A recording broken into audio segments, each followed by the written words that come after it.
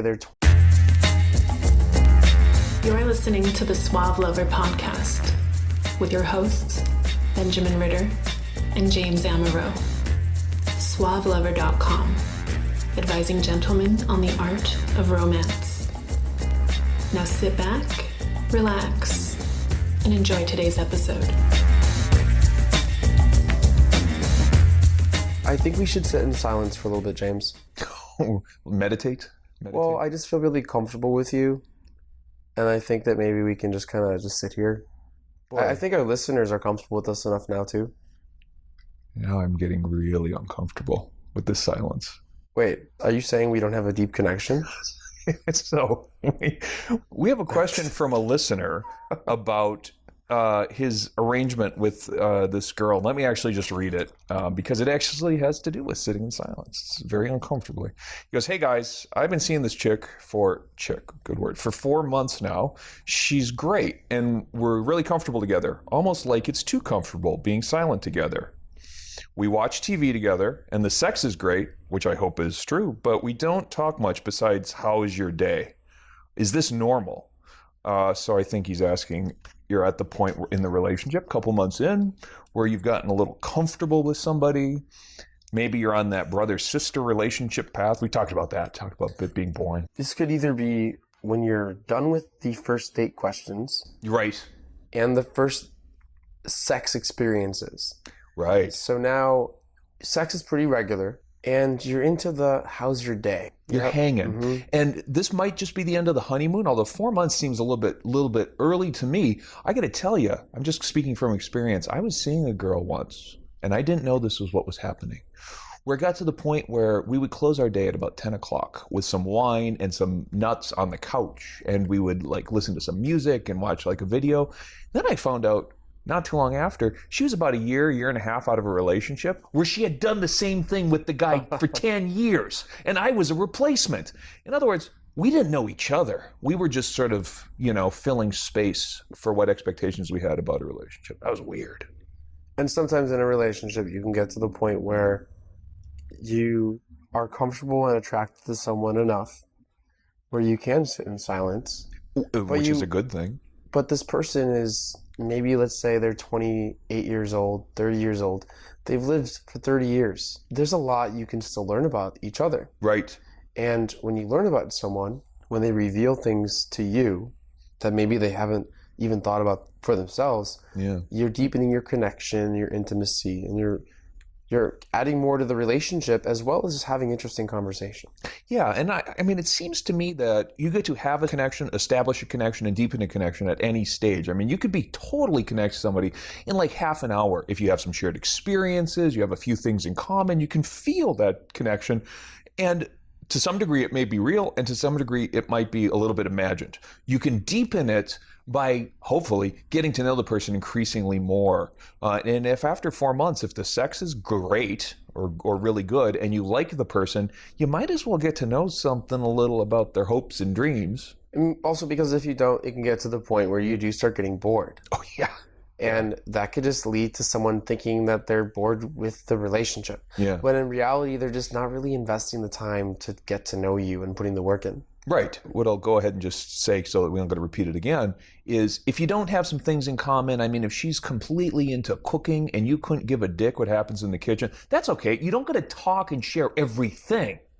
But any two people have got to have some amount of overlap in their world, and you might be interested in what drove her to really care about cooking. That might be interesting because you care about her. Doesn't mean you got to share your hobbies. Doesn't mean you got to share your interests. Just means you got to take an interest in her as a person. So we were talking about some questions earlier. We came up with about 5 categories of questions that you can build your own personal questions off of.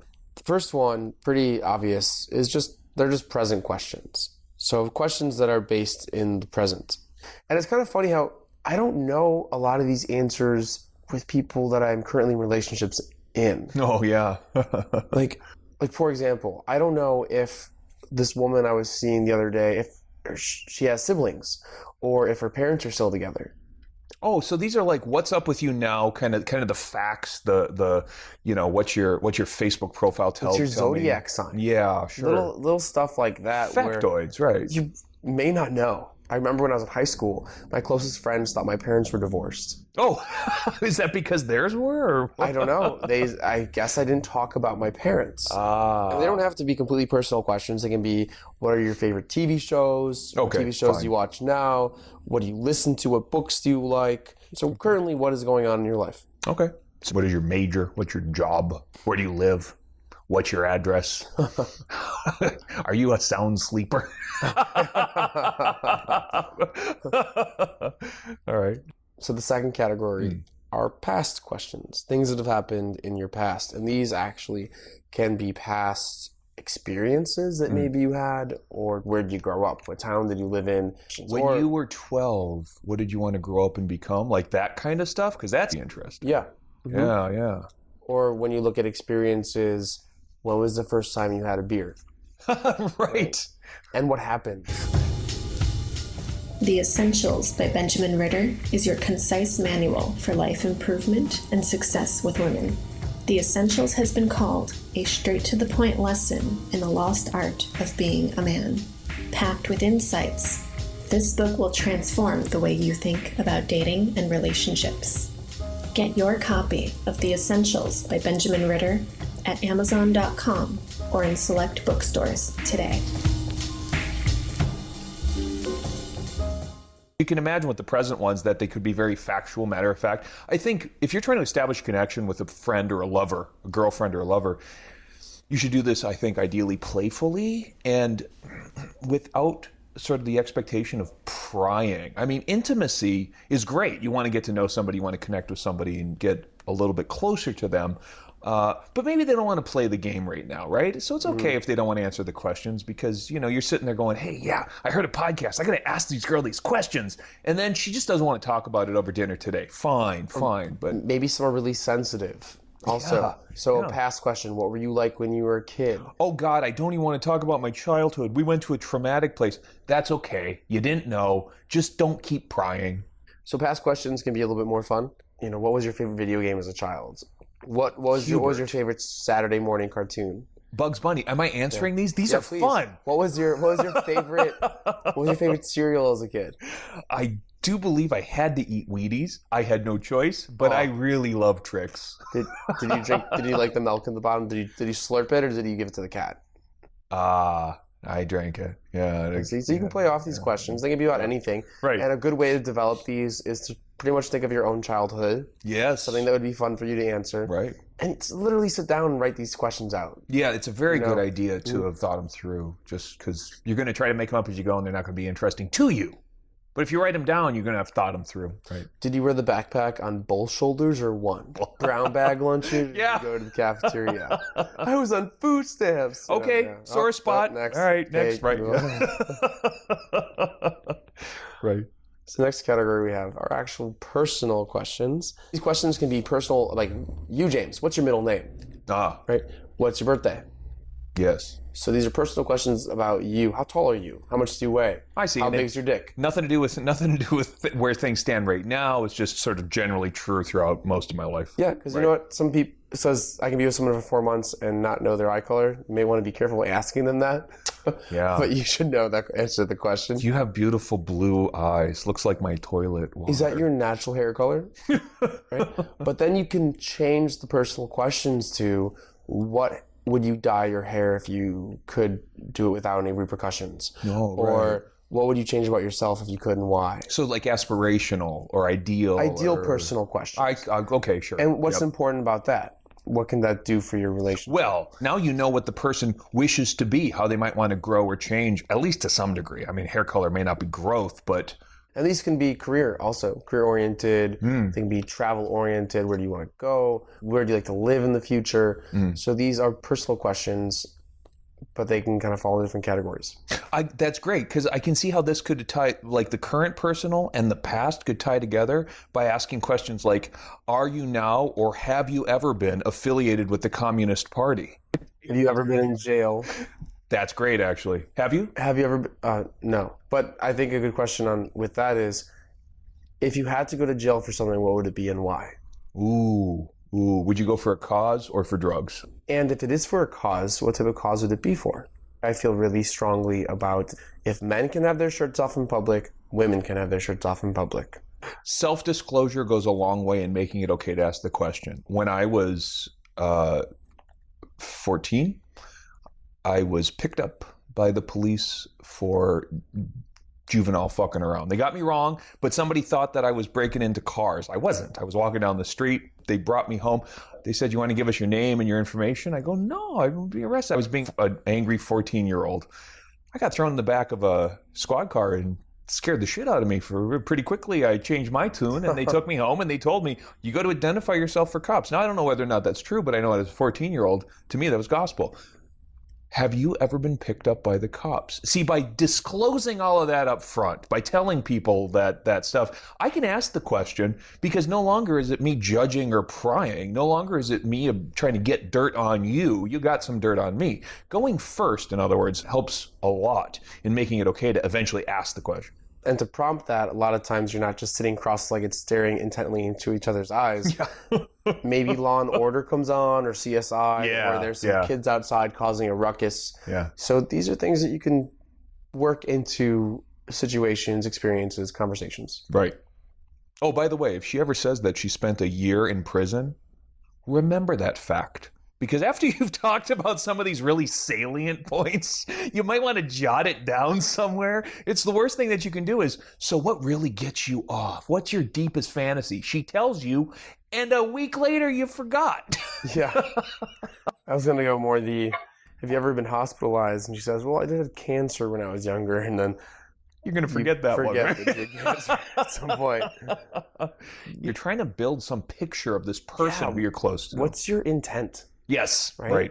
What is your intent here? Your intent is to deepen the relationship. You're already having sex. You're already with the person. Right. What do you want to do together? Where are your goals and your values aligned? Do you share a religious or spiritual or cultural perspective that you can build on? It's much easier to ask questions like, what did you practice as a child? Were you raised in a certain way? Than saying, please tell me your views about God now so that I can scrutinize whether or not we're going to be long-term marriage material. I mean, it's harder to ask it that way. So you've self-disclosed, you've prompted these questions in a natural way. And the way you're asking the questions is making it a little bit less, tell me what you like and who you are and what you preach and what you practice, etc. Not an interrogation, just a chat. Not interrogation. Yep. So we talked about intent. These questions can be screening your partner as well. Sure. So you're at this 4-month mark, 5-month mark. You still don't really know what politics they're into. You don't really know what they think about religion. Right. And you don't want to have a debate about religion, but you want to know their views so you can go, what was your first ever religious experience? Right.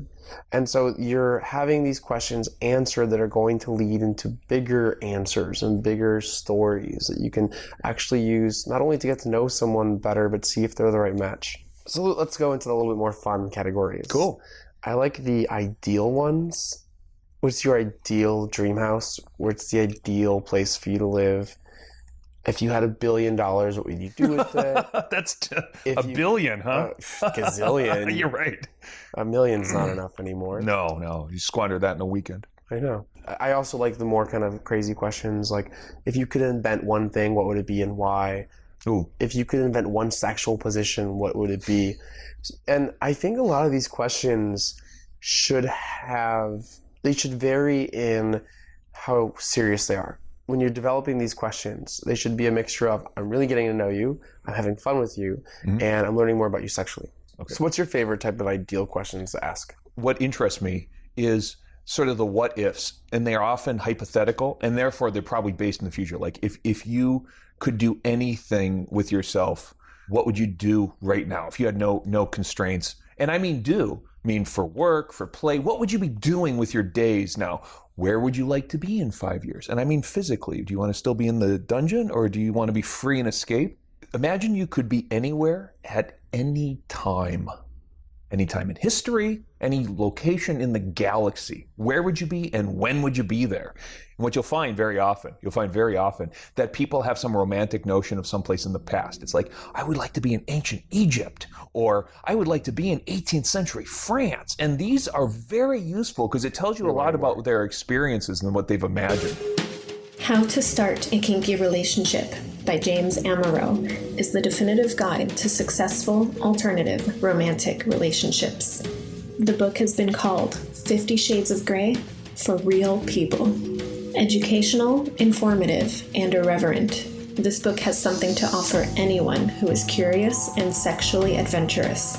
Get your copy of How to Start a Kinky Relationship by James Amaro at Amazon.com or in select bookstores today.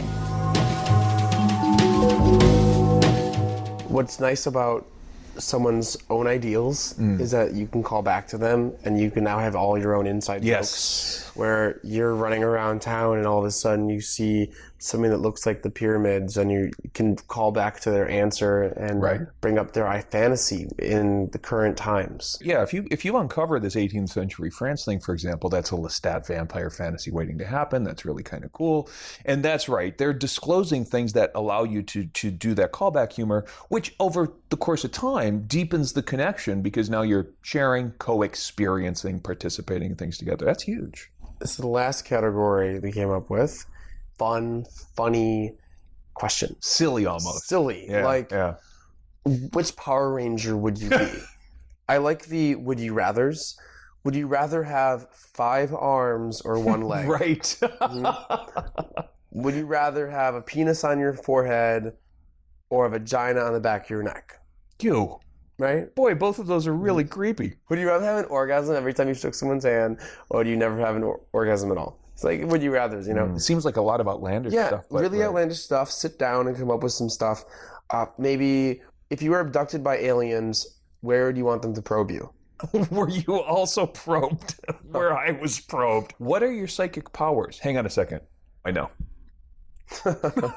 You know, if you do kind of think about them and plan them out a little bit, they're not going to come off as like lines. You know, the problem with pickup lines is once you hear them, they're instantly not repeatable, right? You can't reuse them.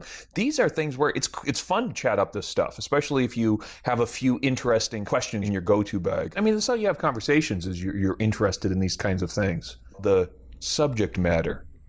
I am very fond, and when I'm coaching, I'm encouraging this, to get people to talk about sex, religion, and politics, the taboos, as quickly as possible, as frequently as possible, because they are precisely part of our identity. They're precisely the kind of intimate things that we define ourselves around, protect against, and the kinds of things you don't bring up in polite conversation. Importantly, if you can get past the idea that you're having a polite conversation, you can develop some intimacy, some connectedness, hopefully quickly.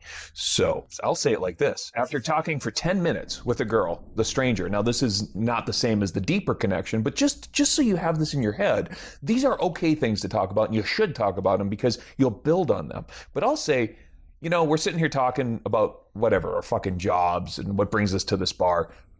This isn't very interesting. Sex, religion, and politics are taboos for a reason, because they're really fucking interesting. Let's start talking about them, but let's talk about them in the reverse order. So who did you last vote for?